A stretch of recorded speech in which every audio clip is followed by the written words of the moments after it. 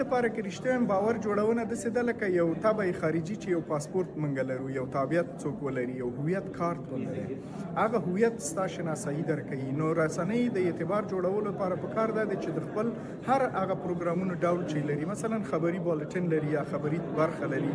یا مثلا بحثونه جوړوي، دوی هغه خپله بېطرفي او مسلکیتوب دومره قوي کړي چې دوی خپل هغه څه چې عرضه کوي هغه د خلکو هغه معلومات اوسي چې هغوی ورته ضرورت لري او هغوی پوه شي چې ټولو جوانبو تاسو نظریات پکې شامل کړي چې تاسو د هغوی اعتبار واخلئ. دا اعتبار جوړونه په یو مسلکي کار سره کیږي. داسې نه کیږي چې تاسو ډیر ښه پروفیشنل سټوډیو ولرئ او خلک فکر وکړي چې ته ښه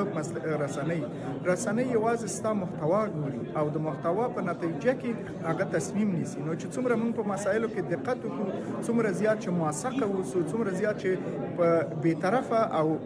په اصطلاح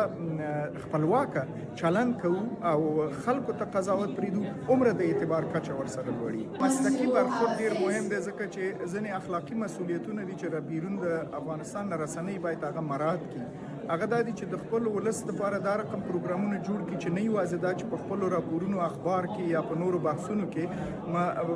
ډېر دقت وکړي چې مسایل څه رقم دقیق وارزي او د هر جانب نه د هر اړخ نه ترڅنګ ځینې مسؤلیتونه دا واخلي چې هغه ډیر د وخت او زمان سره مفید واقع شي. هلته خلک دغه اطلاعاتو ته تږي دي ځکه چې حقیقت ته لاسرسی هلته نشته. نو دوی باید دغه مسایل چې هغوی دپاره کوم مفید دي هغه مد نظر ونیسي، نه دا چې ډیر وخت دوی دپاره یو څه اسانه وي او هغه خپل مخاطبینو ته مفید نه وي، هغې باندې وخت ضایع کوي. موږ ډیر زیات ضرورت لرو چې ظرفیت جوړونه دې کې وکړو. موږ زیات ضرورت لرو چې تمویل منابع پیدا کړو چې هغه